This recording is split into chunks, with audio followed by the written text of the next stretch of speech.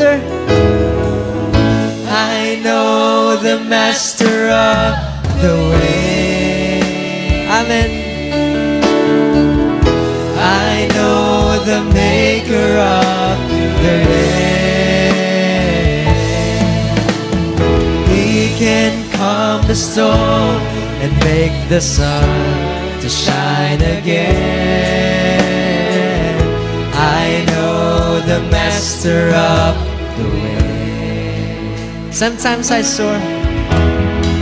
Sometimes I soar like an eagle to the heights. Among the peaks my soul can be found. An unexpected storm may drive me from the heights. It may bring me low, but it will never bring me down. Amen! Because I know the Master. I know the Master of the way. I know the Maker. I know the Maker of the rain. He can calm the storm and make the sun shine again. Ulitin natin yung second verse. I know the Master of... Once again, let's sing this verse. Amen. Regular service. And tonight we'll have a real significant teaching on false Christ and false prophets. Because the Lord is warning His people not to be deceived. And we know in Revelation 13:8, the Bible said that the devil, the Antichrist, will deceive all the world except those names which are written in the Lamb's Book of Life. So if your name is written in the Lamb's Book of Life, amen, you can never be deceived. Amen. That's why this message is for you and me, to know the tactics of the enemy, the strategy of Satan to deceive the very elect if it were possible, but it's not possible. Because the Holy Ghost is with us. The Holy Ghost has given us discernment. The prophet, amen, and the bride say, come, amen. Come to the truth. Come to the fullness of the word in the last days.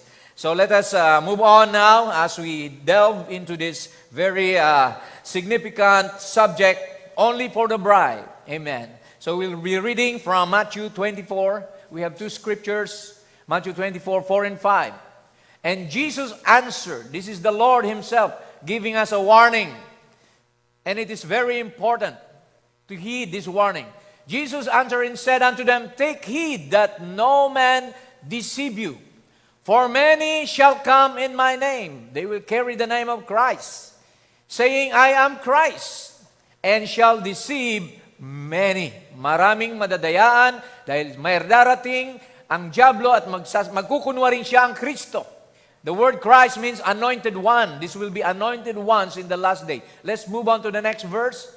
Sabi rito mga kapatid, Matthew 24:24, directly stated, and there shall arise false Christ. Christ but false, meaning to say falsely anointed ones. And false prophets. There will be prophets, but they will be false, and shall shew great signs and wonders. Magpapakita pa sila ng mga himala, kababalaghan. Amen. In so much that, what's the purpose? If it were possible, they shall deceive the very elect. If it were possible. So, purihin ng Diyos na hindi posibleng mangyari ito, mga kapatid. It's impossible for the elect to be deceived. That's why tonight, we want to hear from the Lord. Open your spiritual eyes and understanding that you can see who are these false Christ and false prophets in the last days. What are the significant signs and the significant warning that we need to know para wag tayong madayaan. Because we are in the last days, and the devil is doing a double time now. The Bible said he is coming to kill, to steal, and to destroy God's people. So tayo po'y manalangin. Let's all pray and commit to the Lord this significant teaching tonight as we move on to learn more of Him and more of God's program for His people. Heavenly Father, Lord Jesus, we're so thankful once again to be gathered around Your Word. Lord, we know that Your Word is the only source, Lord, of our strength, of our joy, of our peace, Lord. Because heaven and earth shall pass away, but your word will remain, Lord. Help us, Lord, tonight to understand this mystery, how that there will come false Christs and false prophets to deceive the very elect if it were possible. Lord, you allow this thing to be done. You allow this thing, it's your permissive will to test who are the true elect, who are those people whose names were written in the Lamb's Book of Life, for they alone will have the proper discernment, the proper understanding of how these things will be. So help us tonight, Lord Jesus, to understand from the message of the hour how to identify these false anointed ones in the last day. Help us also, Lord, to stick to your truth, because we know, Father, that the devil deceived Eve with just one word, Lord. He did not tell Eve to kill, to steal, or to lie, but he just added one word, and Eve was deceived. So, Lord, help us in these last days na huwag kaming madayaan sa mga, Lord God, maling turo, maling mga, Lord God, mga aral, at mga maling, Lord God, tanda na kababalaghan.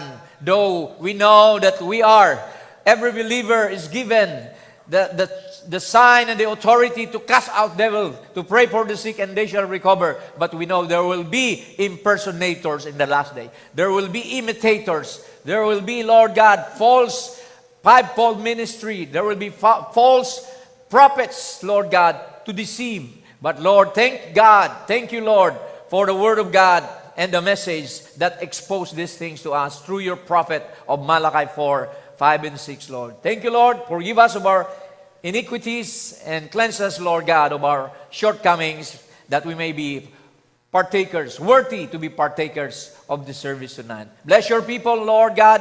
May you heal those who are sick, Lord. Give strength to the weary, to the weak, and Lord, give hope to the hopeless. Help us, Lord, tonight to glorify you and to prepare your bride, strengthen the bride, edify the body. In Jesus' name we pray. Amen and amen. Amen. God bless you. You may take your seats. Amen. Praise the Lord. So, let's look at the next scripture, because we're talking about false prophets and false teachers. In 2 Timothy chapter 3, verse 8, Paul said, "Now as Jannes and Jambres withstood Moses." Sino tong si Jannes and Jambres? These are the two magicians of Pharaoh. "So do this also resist the truth. Men of corrupt minds reprobate concerning the faith." Now, what happened to Jannes and Jambres and to Moses? Let's look at the Bible in Exodus 7, 10 to 12.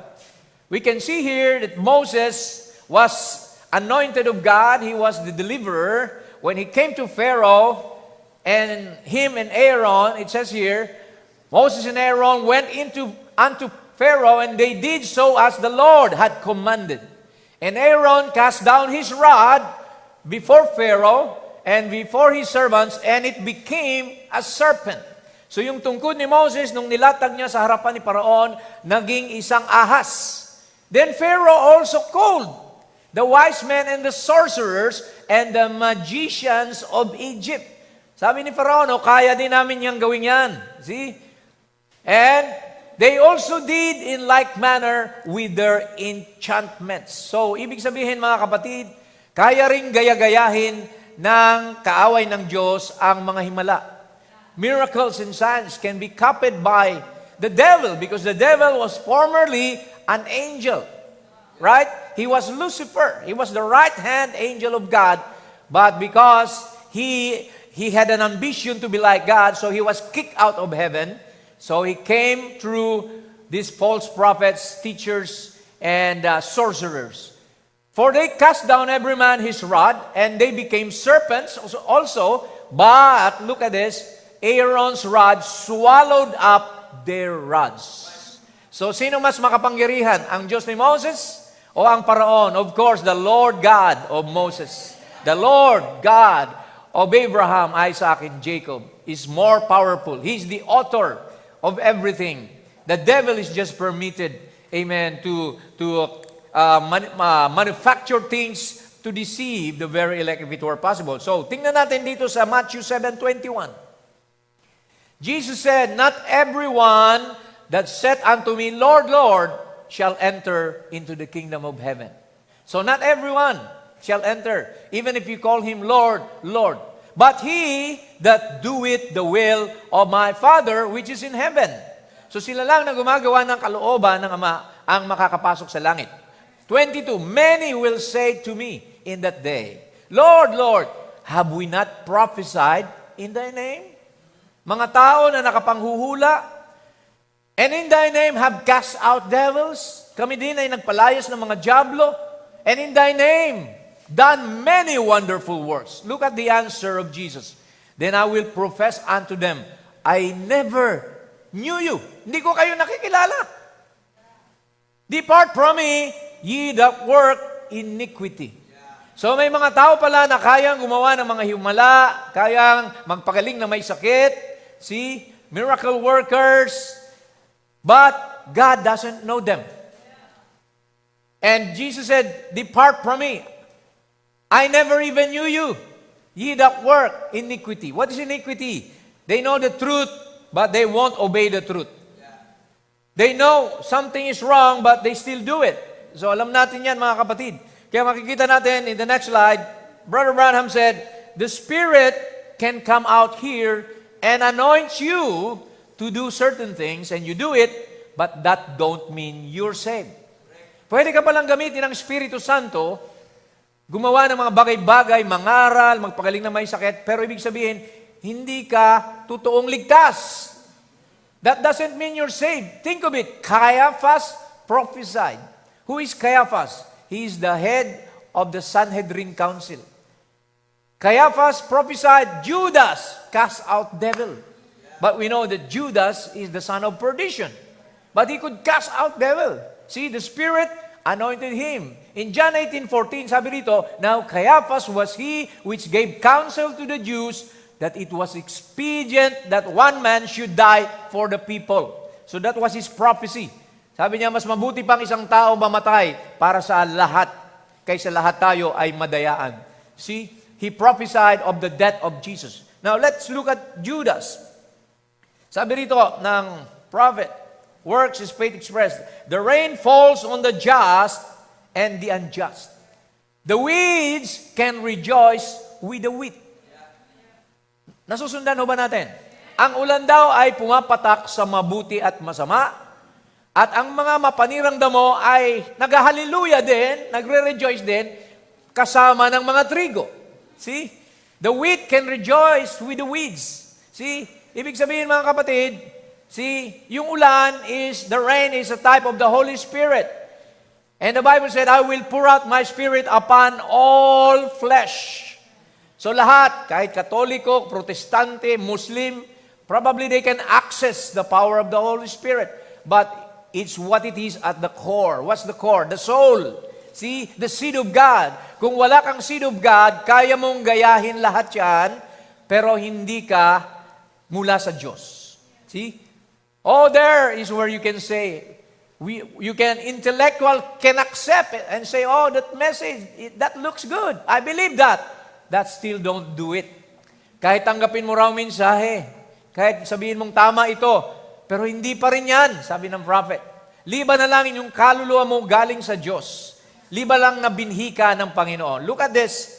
Praise God. Luke 10:17. Jesus had 70 ministers aside from the 12 apostles. Where can we find it? Here in Luke 10:17-20. Basahin natin. And the 70 returned again with joy, saying, Lord, even the devils are subject unto us through thy name. Remember, Jesus gave them the power, amen, to heal the sick, to pray for the blind. See, and he said unto them, I beheld Satan as a lightning fall from heaven. Behold, I give you power to tread on serpents and scorpions and all over the power of the enemy, and nothing shall by any means hurt you. Notwithstanding, nevertheless, kumbaga, in this rejoice not. Sabi ni Jesus, huwag kayong magalak dahil dyan. But, sabi niya, in this rejoice not that the spirits are subject unto you, but rather rejoice, because your names are written in heaven. Praise the Lord.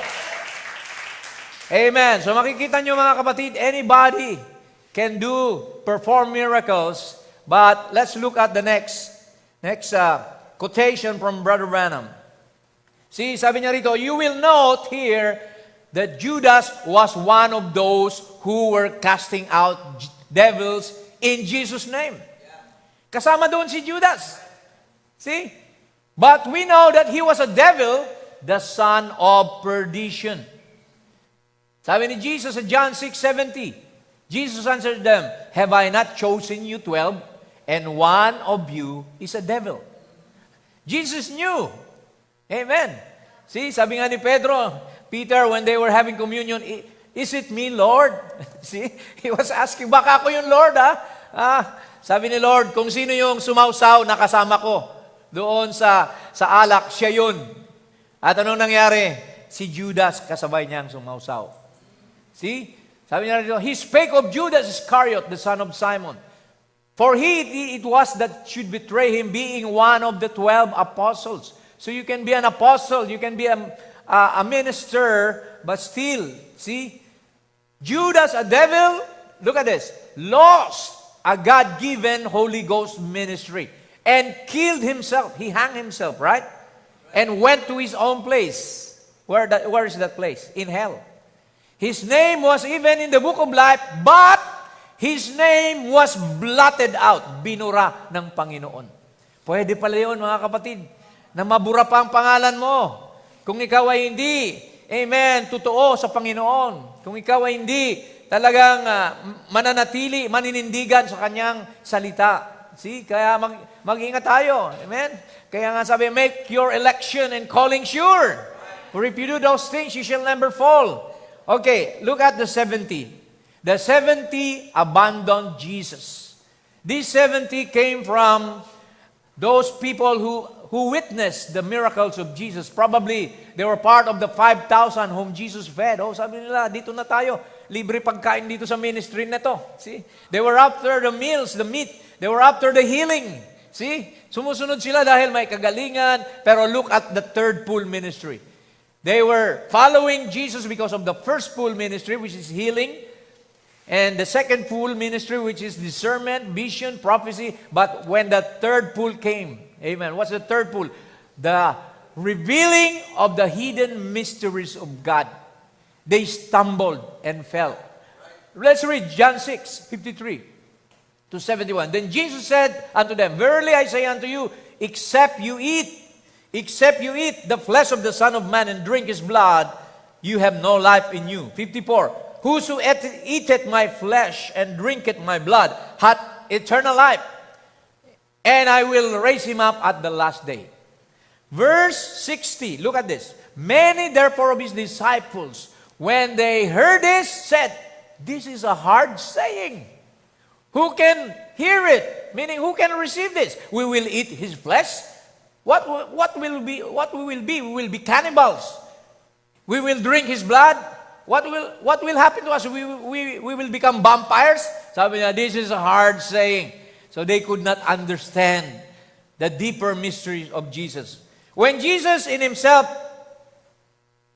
knew that his disciples murmured at it, he said, that this offend you? Na-offend ba kayo dahil dito? Maraming mga tao na-offend sa mga turo ni Jesus Christ. Sa huling panahon, marami ring na-offend sa turo ng original sin. Sa turo na baptism in the name of Jesus Christ. Di ba? Kaya sabi ni Jesus, na-offend ba kayo?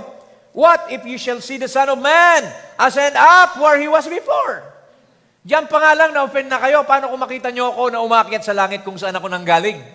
Di ba? So, sabi niya rito, it is the Spirit that quickeneth.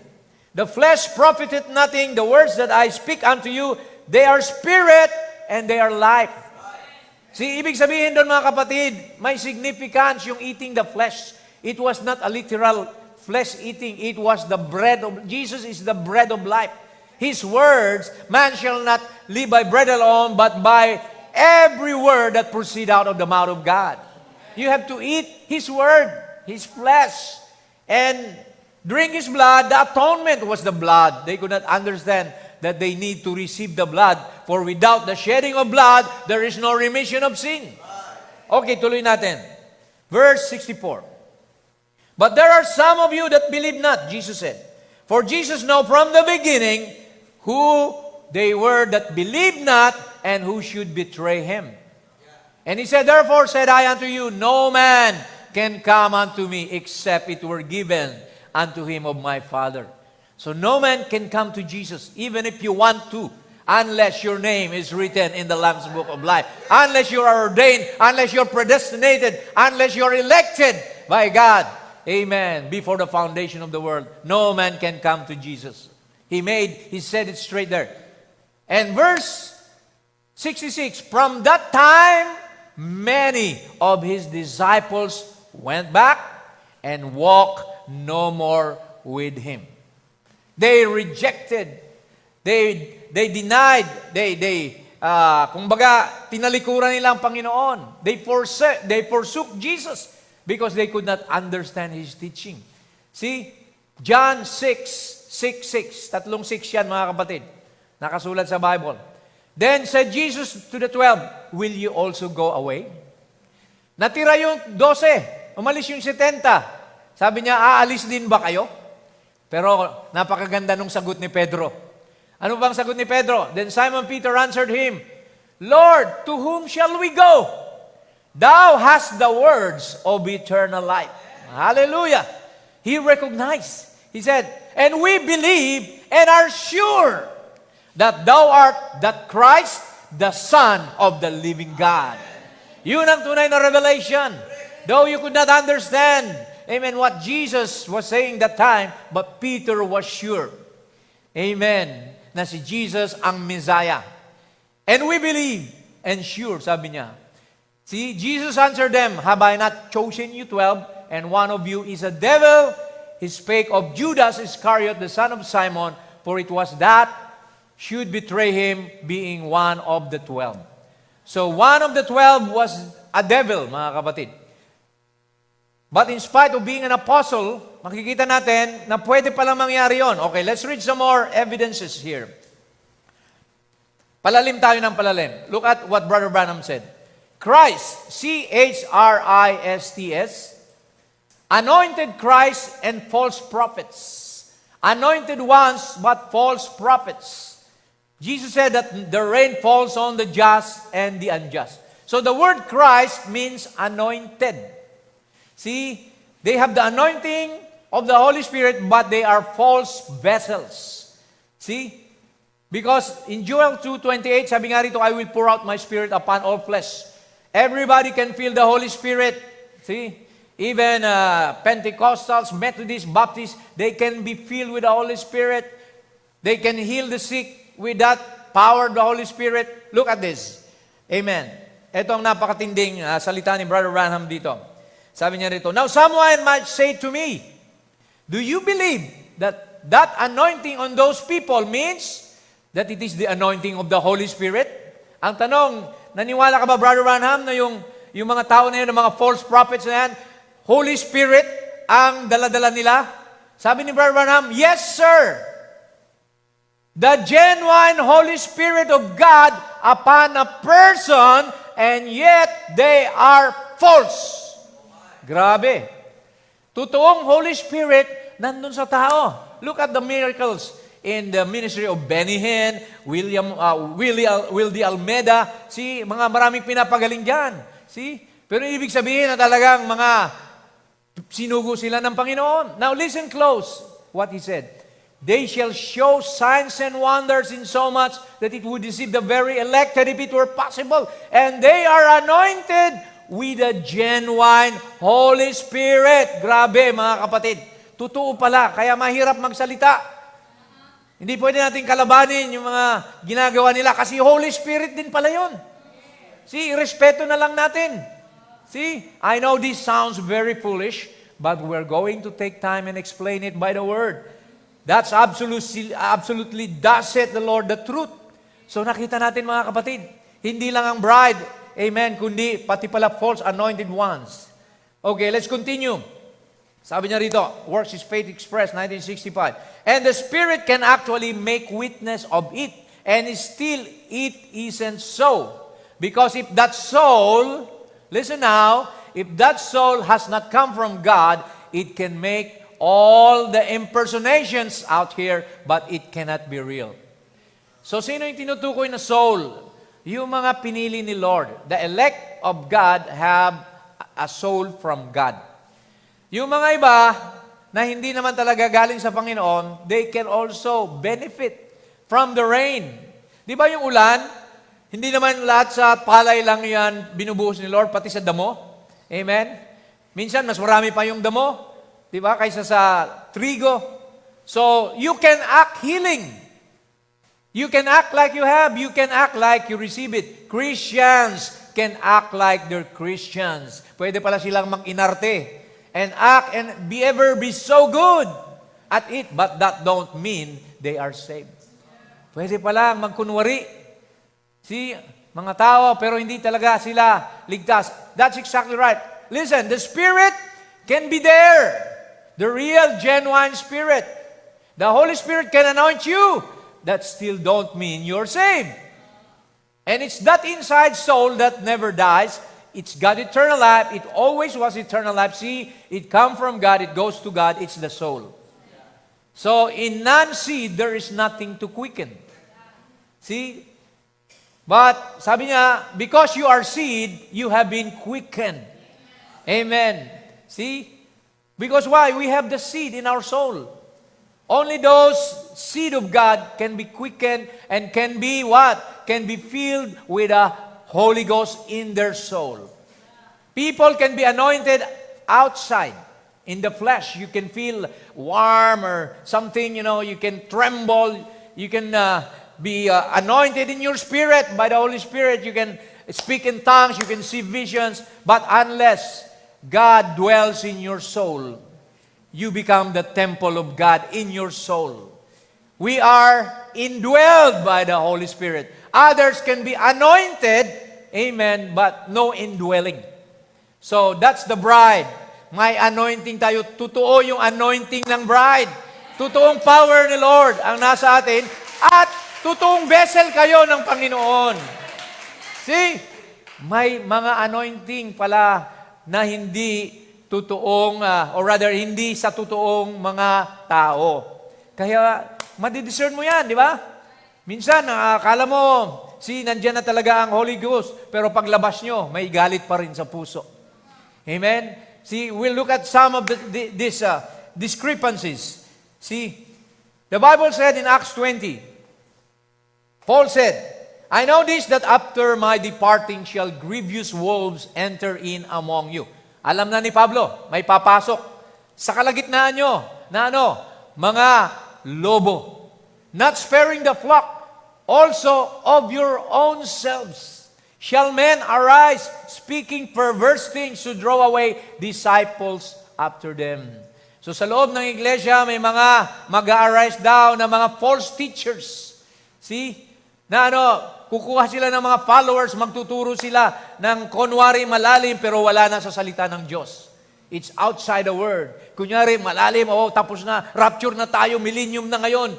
See? Praise God. Ang gaganda ng turo pero wala sa Word. Displacing, misinterpreting, amen, and discrediting the Word. Sinabi sa Jude 1:4, may mga papasok. There are certain men crept in unaware, who were before of old ordained to this condemnation, ungodly men turning the grace of our God into lasciviousness and denying the only Lord God and our Lord Jesus Christ. Hindi dalawa yan, mga kapatid. Ginagawang dalawa yan. Is our Lord Jesus Christ, the only one person of God, mga kapatid. So tingnan natin dito. 2 Timothy 4:3-4. For the time will come when they will not endure sound doctrine, but after their own lust shall heap to themselves teachers, having itching ears, and they shall turn away their ears from the truth, and shall be turned unto fables. Gagawa na sila ng mga turo na mga pabula, mga kapatid. Kagaya na lang ng yung mga nagsasabi na wala na, tapos ng rapture, wala ng physical rapture. See? Wala pa, nandito pa tayo sa laman. If you have been raptured, you'll turn back to a young man or woman. Hindi na maputi ang buhok mo, hindi ka na nagsasalamin, hindi ka na uugod-ugod. Maraming nagkiklaim na tapos ng rapture, ganun pa rin, mga kapatid. Matatanda pa rin, puro pa rin kulubot ang noo. See, where is the evidence of the body change? Sabi mong tapos ng rapture, ikaw nga, pumupunta pa sa butika para bumili ng gamot. See? Dapat, wala nang sakit, wala nang, di ba? Wala nang pain, wala nang kamatayan, wala nang ospital. See? Yung mga natuturo na nasa millennium na daw tayo. Kasi pag na-born again ka daw, you enter into the rest, and rest is millennium. See, millennium is a time element. It's a 1,000 years of ruling of Christ and the bride. See, some people are saying they are now in the millennium. See? Some people are saying there's no more battle of Armageddon because the greatest battle ever fought is in the mind only, they say. So no more Armageddon. They made it all spiritual. Sinasabi nila, wala nang 144,000 Jew. Because why? We are now, the bride now is the holy nation. We are the royal priesthood. Amen. So, pinalitan na daw natin ang 144,000. Tayo na rin yung 144,000. Nag-mix-mix na yung turo, mga kapatid. Di ba? See, mga false teachers having itching ears, makakati ang tenga. See, may nagtuturo pa na ang lake of fire daw ay si God. Na pag tinapon mo raw yung mga makasalanan sa lake of fire, ligtas din sila. Kasi yung lake of fire, si Lord din, yung consumer fire. See? May mga nagtuturo niyan ngayon, mga tinatawag na Third Testament, mga Third Coming. See? Or yung mga nagtuturo na may dalawa kang kaluluwa. Two souls teaching.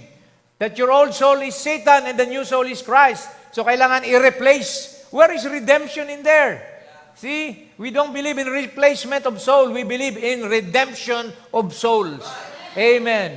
We were dead in sin and trespasses, but now we are alive in Christ Jesus. Praise the Lord, mga kapatid. Amen. So, kita natin ang mga false Christ through their false teachings. Anointed, magagaling, mag-preach. See, they're good, but look at the doctrine. Amen? Let's move on. Some have the right doctrine, but with the wrong spirit. Ito yung sinasabi ko kanina. Tama ang turo, pero mali ang attitude. Sabi ni Brother Branham, as long as you fast, you are both wrong. See? Because I would rather be wrong in my doctrine and right in my heart. Right, Brother Joseph? Than to be right in my doctrine and wrong in my heart. See, I said, after all, it's your heart's condition. Sabi ni Brother, mas mabuti pang mali ang turo ko, pero tama ang espiritu ko. Kaysa tama ang turo ko, pero mali naman ang espiritu ko. Palaaway, di ba? Judgmental. See? I'd rather be wrong in my doctrine. Inulit niya. And right in my heart, God will respect it more. So if a man is wrong, what of it? Help him. Matutulungan mo yung wrong in doctrine, pero right in spirit. Di ba? See? Love him. He needs help. If you can't love your enemy the same as you love those who love you, you're no better off than the publicans. Amen. Kaya if you have the right spirit, dadalhin ka ni Lord sa right doctrine. Pero kung right doctrine ka na, pero wrong ang spirit mo, mapapariwara ka lang, kapatid. Because of pride. See? Because of competition. See? Kita nyo? Okay, tuloy natin. Sabi pa niya rito. Okay, these are some that we must observe or be wary of. They have the right doctrine but are bitter, jealous against other ministers who does not belong to their group. May mga grupuhan na ngayon.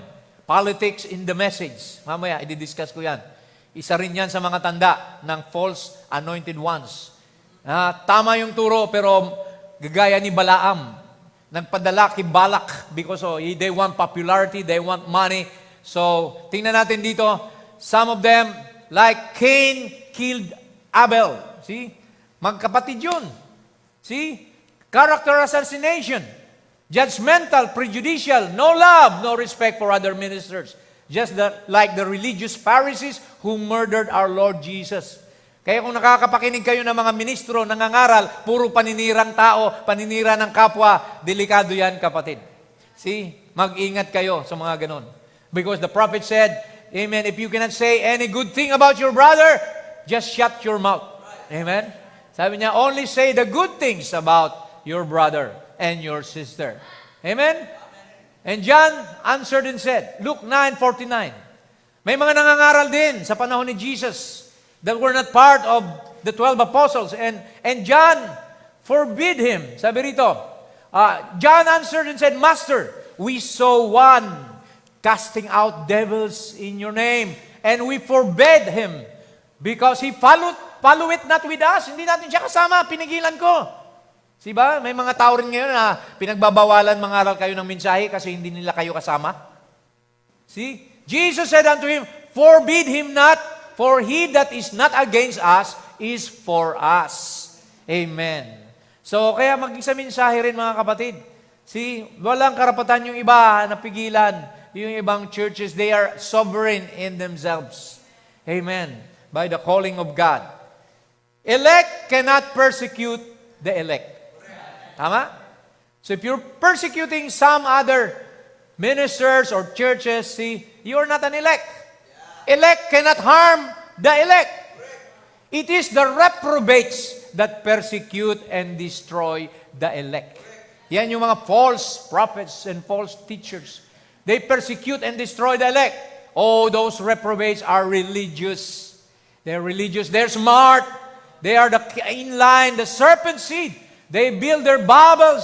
They build their cities. They build their empires. And all the while calling on God, they hate the true seed.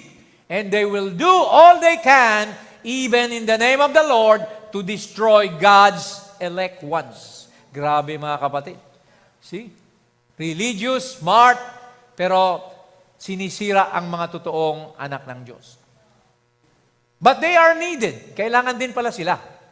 Kasi without the chaff, sabi rito ng prophet, what is the chaff to the wheat? Kung walang ipa, hindi rin lalabas yung binhi, yung seed, yung butil. No chaff, no wheat. But at the end, what happens to the chaff? It is burned with fire unquenchable. And the wheat, where is it?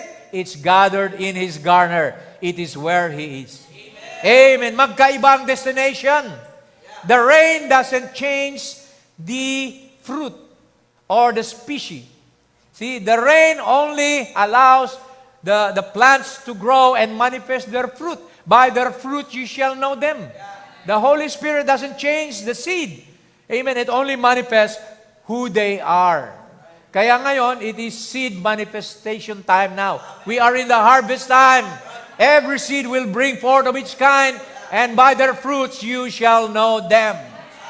Amen. Maraming nagsasabing message ako, believer ako, pero tingnan nyo ang ugali, tingnan nyo ang buhay, tingnan nyo ang kayabangan, see?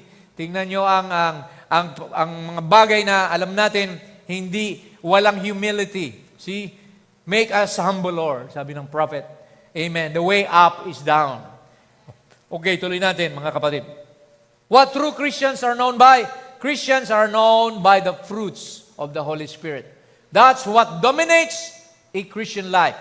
Proves what he is. And the fruit of the Spirit is what? Love.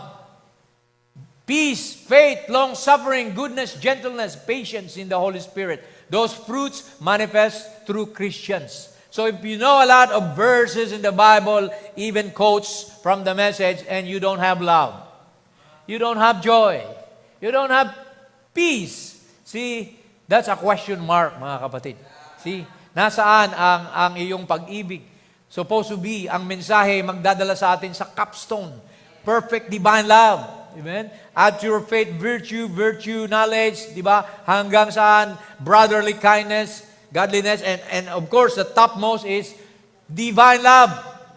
So, yung divine love, mga kapatid, yun ang isa sa pinakamatinding ebidensya na mayroong Holy Ghost ang isang tao. Okay, next. False Christ and false prophets are politically minded and motivated. Ayan.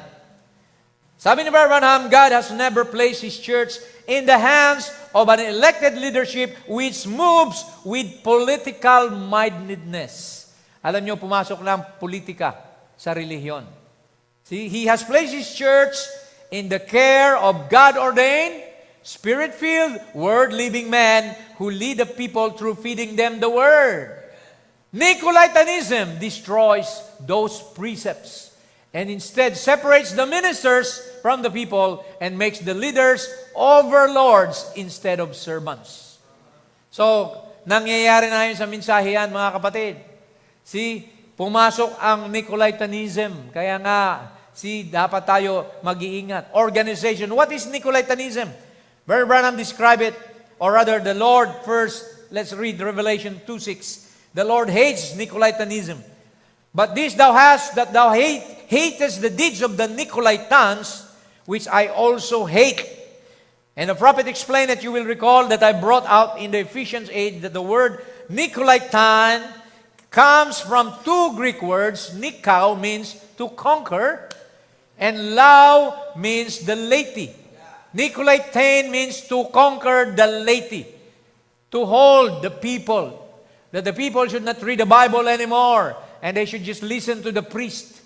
We will interpret to you the Bible. Don't read the Bible. They burned the Bible during the Dark Ages, right? They turned it into Latin para wag nang magbasang mga tao at tao na ang mamuno. Man over man. Politics. Okay, tingnan natin ang definition.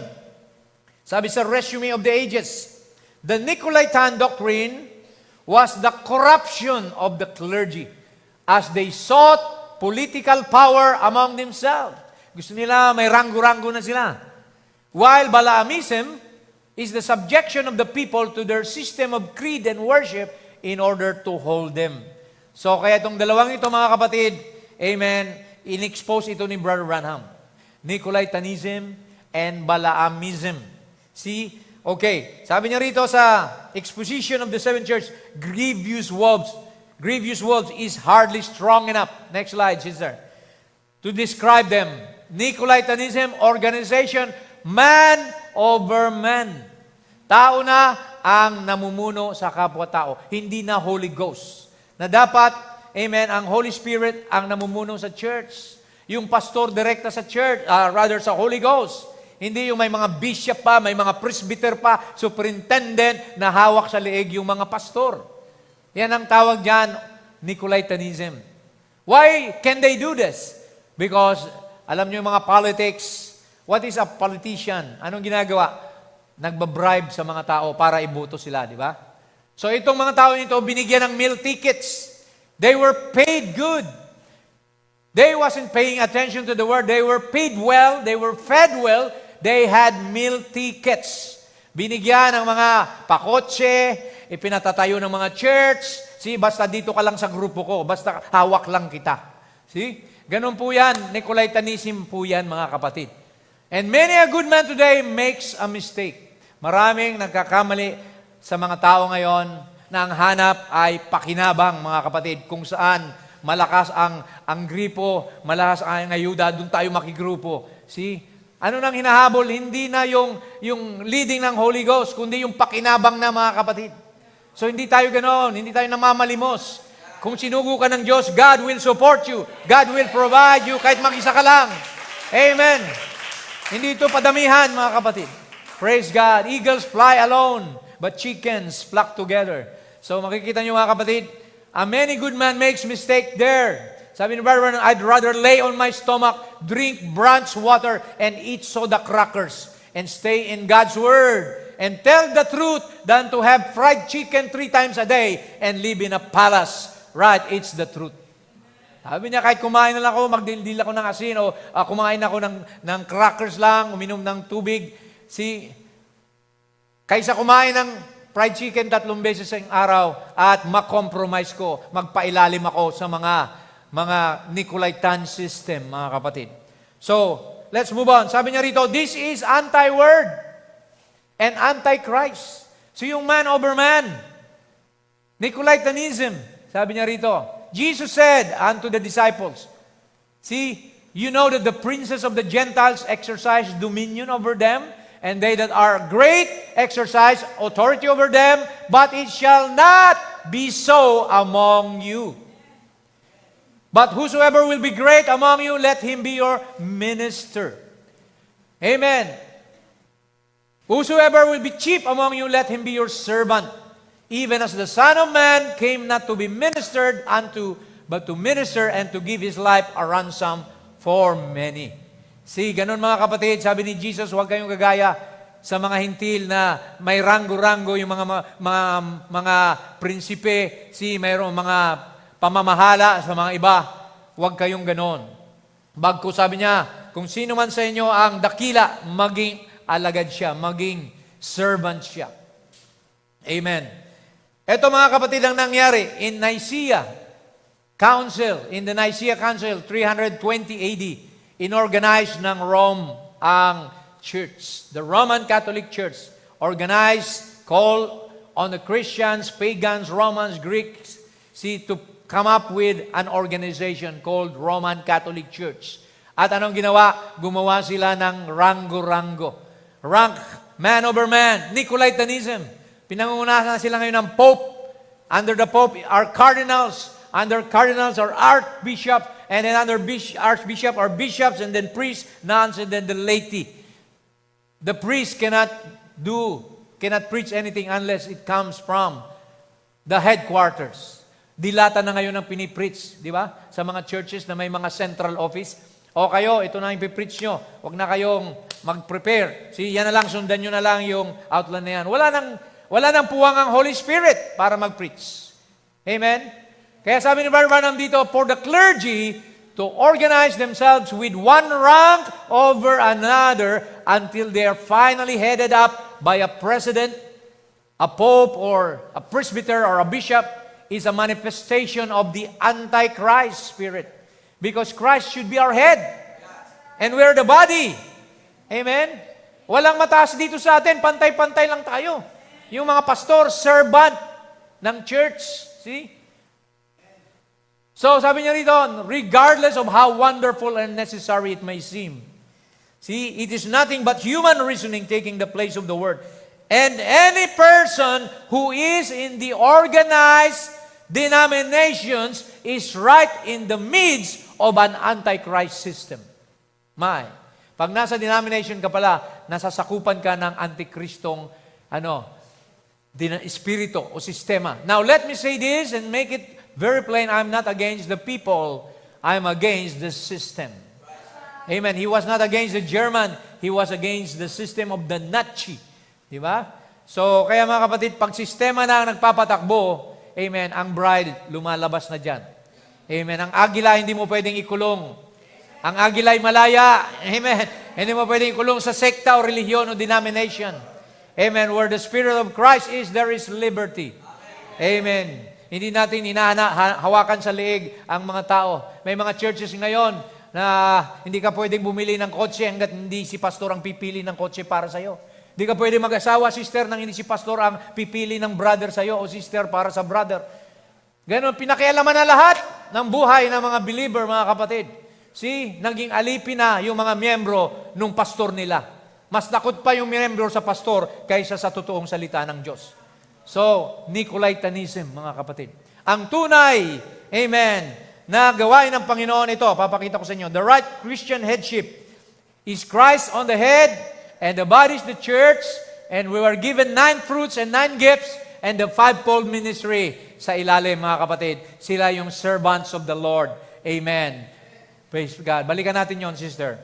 Amen. Sabi rito, mga kapatid, we have given the gifts of the Holy Spirit. Amen. The gifts, we have 9 gifts, word of wisdom, knowledge, faith, divine healing, miracles, prophecy, discernment, tongues, and interpretation of tongues. Binigay talaga yan sa church, pero ini-impersonate ng iba yan. And then we have the 9 fruits of the Spirit, love, joy, peace, long-suffering, gentleness, goodness, faith, meekness, and temperance. Amen. According to Galatians 5:22. And the fivefold ministry, Ephesians 4:11, was given for what? For the perfecting of the saints, for the edification of the body, for the work of the ministry, till we all come in the knowledge of the truth and in the unity of the faith. See, the fivefold ministry, apostles, prophets, evangelists, pastors, teachers. 5 yan, mga kapatid. Kung wala kang prophet, pila yan. Fourfold ministry lang yan. Hindi kayo kompleto. Kung wala kayong pastor, lalo na, mga kapatid. So, kailangan kompleto yan. Apostles are missionaries. And evangelists are like fireball. Amen. They preach from city to city. And the teacher teaches. Amen. The deep mysteries of God. Okay, tuloy natin, sister. Next slide. Now, yung bishopry na misinterpret po ito. Ang bishop po is the local pastor, supposedly. The bishop is the elder of the church. Yung iba, ginawa na yung bishop na hawakan lahat ng iba-ibang churches. See? Ito ang tunay na bishopry. Sinulat sa 1 Timothy 3:1-7. This is a true saying, if a man desire the office of a bishop, he desireth a good work. A bishop must be blameless, the husband of one wife. So kaya ang pastor, kailangan may asawa. Hindi ka pwede magpastor na wala kang asawa. Vigilant, sober, of good behavior, given to hospitality, apt to teach. Not given to wine, hindi lasenggo. No striker, hindi basagulero.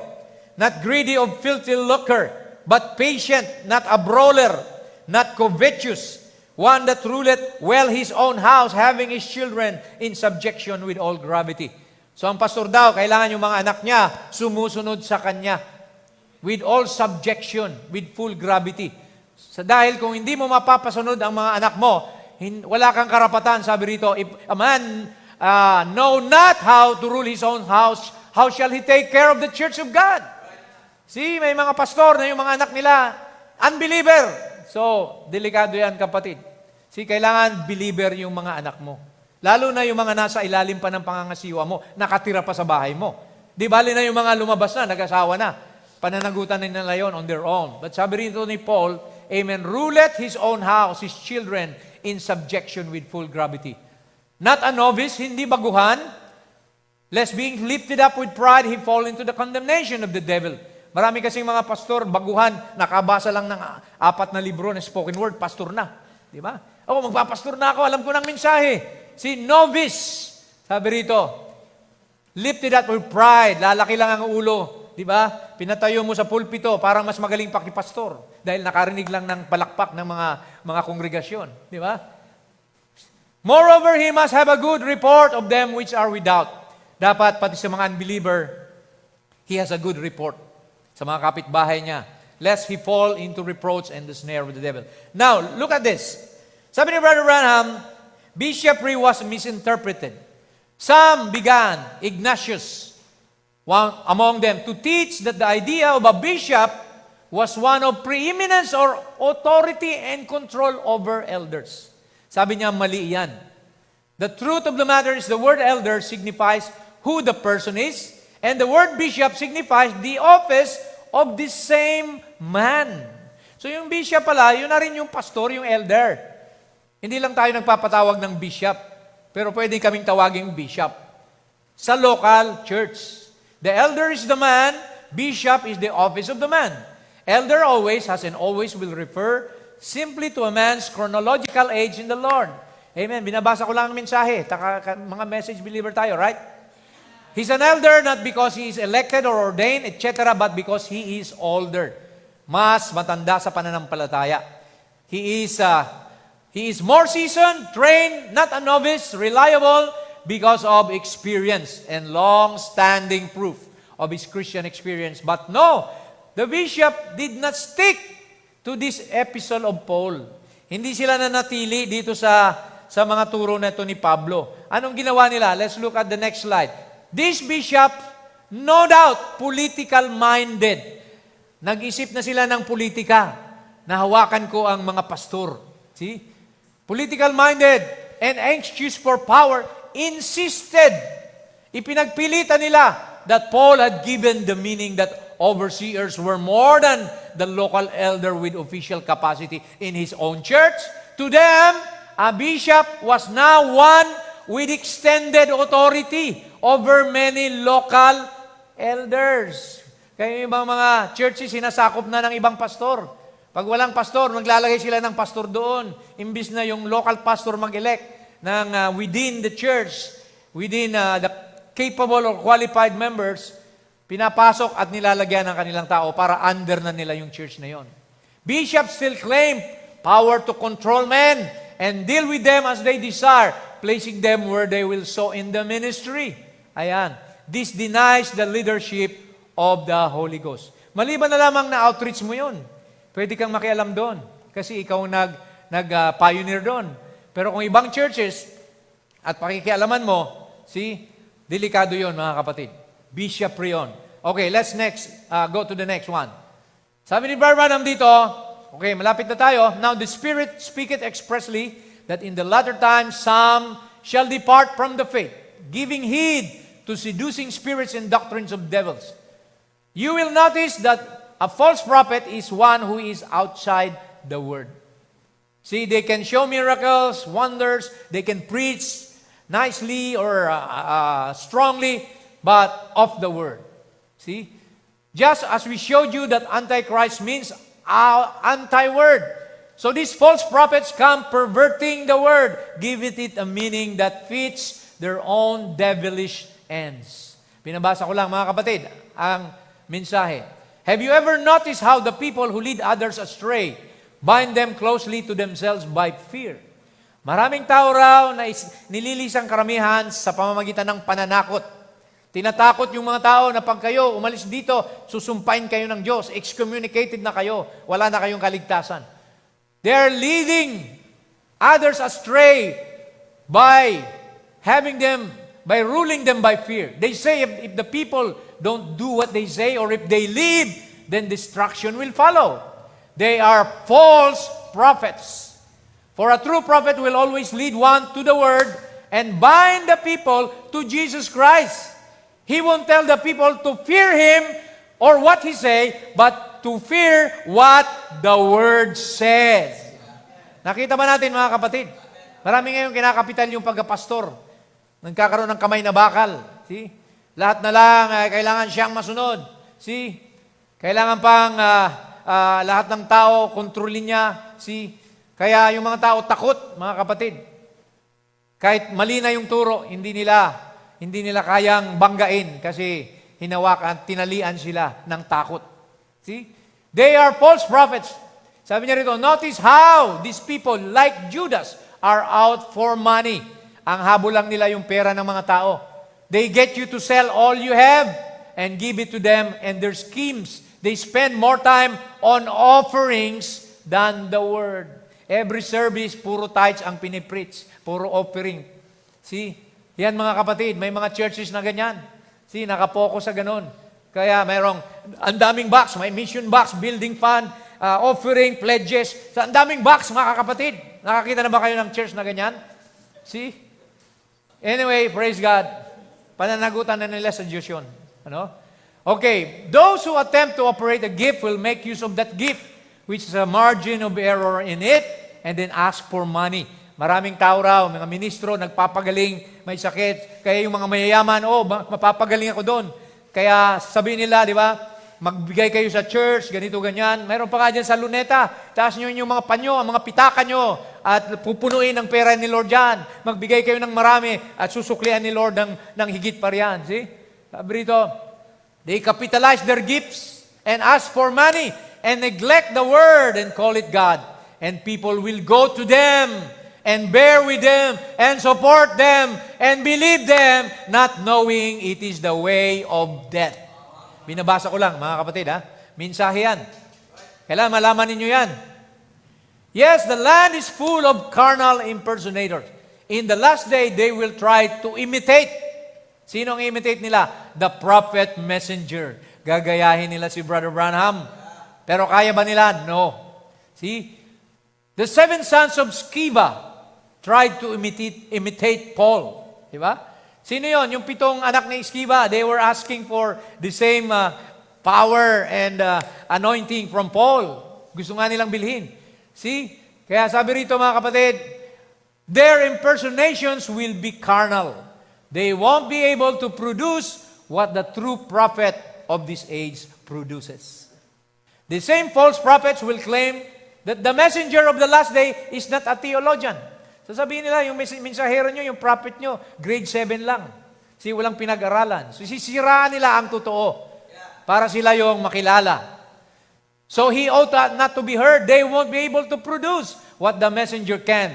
They won't be vindicated by God as that last day prophet is, but with their great swelling words and with the weight of their worldwide notoriety, they will warn the people not to hear that messenger.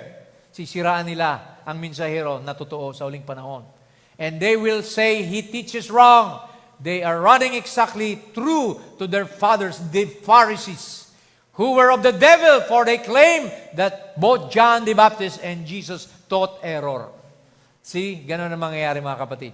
Pero as we close now, meron ba tayong bishop? Si Jesus ang ating bishop. Sabi ni Brother Branham, amen, sabi niya, we have no bishops, we have no general overseer, we have Jesus. Amen. He is the bishop. Hallelujah. He is the general overseer. He is the head pastor. Sinong head pastor? Si Jesus.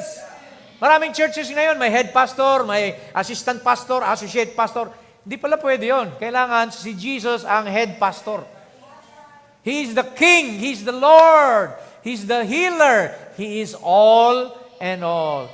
And we're just subjects walking in the light. Pantay-pantay lang tayo sa paningin ng Diyos. Amen? But I believe in the supreme authority of the local assembly. Naniwala si Brother Branham ng local assembly, mayroon tayong supreme authority. Hindi tayo pwedeng pakialaman ng ibang church. Amen? They cannot dictate. Amen? Sabi rito, let each church be its own. Choose its pastors, its deacons. Hindi ibang magbibigay ng pastor sa mga churches ang buong kongregasyon. Amen. This congregation started with a pastor. I myself founded. See, I was not placed or ordained by nobody. It's directly from God. I was elected in our first church in Grace Village when I was with Brother John Silverio. Amen. Na-elect po ako roon, mga kapatid. And then, nung siya mag-solo na, gusto niya mag-tape service na lang, nagtatag na lang ako dito sa Luzon Avenue ng church na natin. For 30 years, amen, ang Diyos, pinagpala tayo, pinanindigan natin ang katotohanan. Amen. So let each church be its own.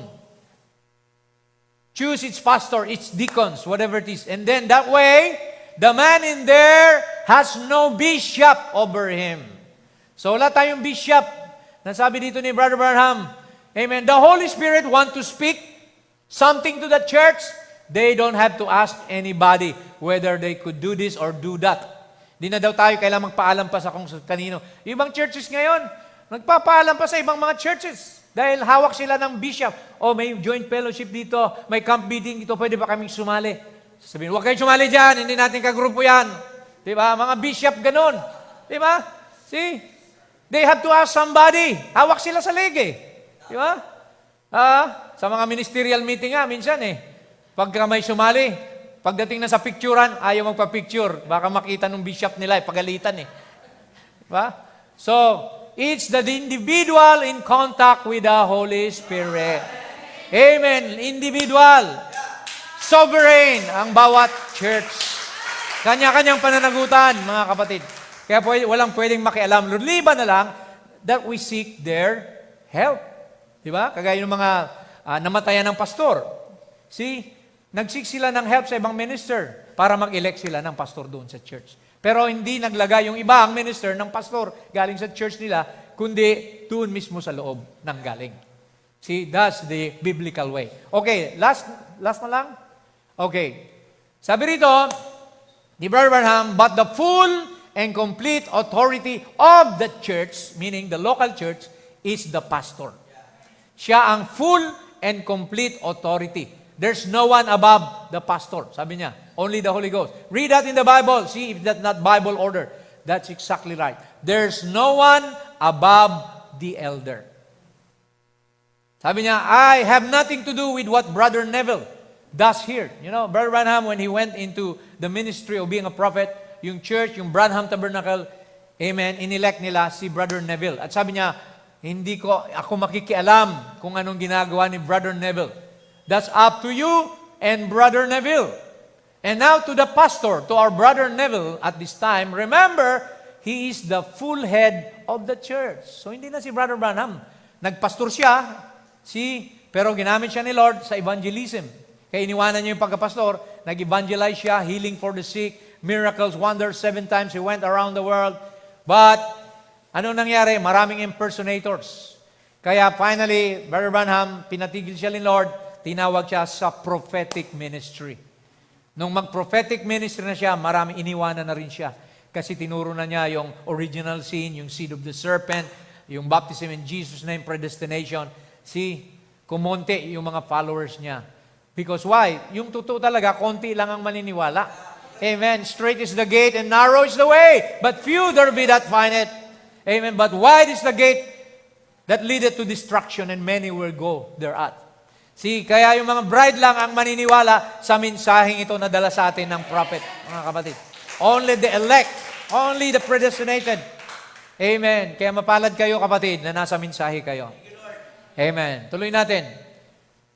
Balik muna, sister. Balik lang tayo doon.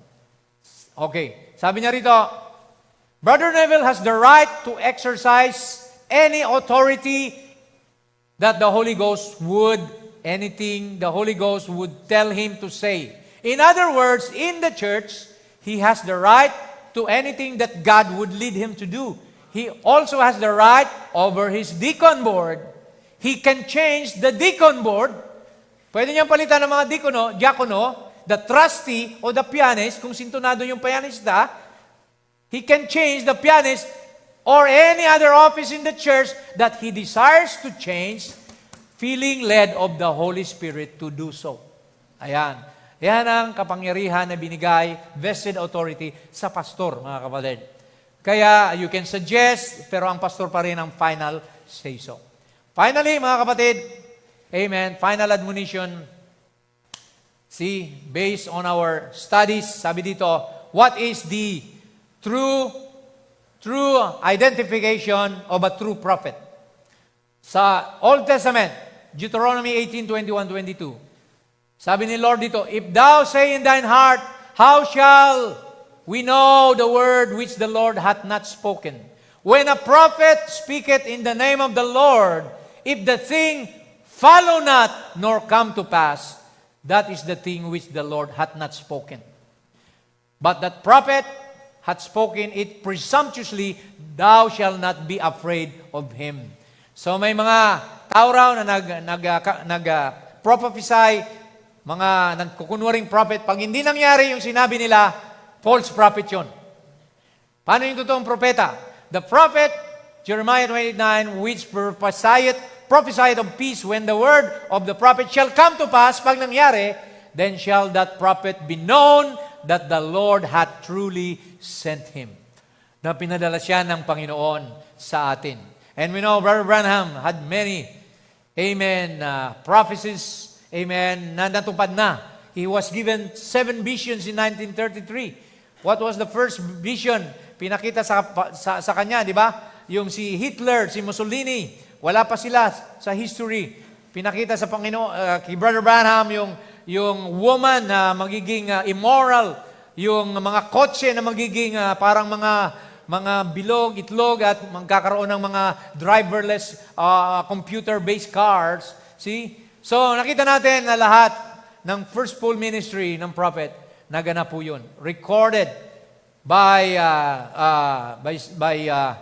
the tapes, makikita nyo, and even people can testify of that. Amen. So, kaya mga kapatid, in closing, we should be careful to just acknowledge or recognize kahit may mga himalayan, huwag kayong basta-basta padadaya. Amen. Totoong ang Holy Ghost gumagalaw pero hindi nyo sure kung yung tao is vessel of God. Ang tao na vessel of God, mananatili lang sa Word of God. He will stay true to the Word regardless of anything else. Hindi siya magpapabili sa pera. Hindi siya tatakbo sa politika. Amen. Hindi siya, praise God, magtuturo ng mga wrong doctrines. See, that's how we stay with the true Word of God at nananatili tayo sa katotohanan. So I hope, mga kapatid, sa gabing ito, hindi lang natin tinuturo dito yung magpakainit kayo, palagi kayo pumunta sa church, hindi lang yon, mga basic lang yon. GMRC, good manner and right conduct lang yon. Pero ito, dapat malaman nyo din ang deep things of God na maturuan tayo ng tama at galing sa mensahe ng huling kapanahonan. God bless you. Tumayo tayo mga kapatid. Let's all stand. Praise the Lord. Now we know, mga kapatid, truly, that there will be false Christ and false prophet to deceive the very elect if it were possible. But the elect can never be deceived. Amen. The elect will have discernment and the elect will stay with the word. The bride, amen, will only do as Jesus tells them to do. Amen. The bride under her messenger will be the final voice to the final.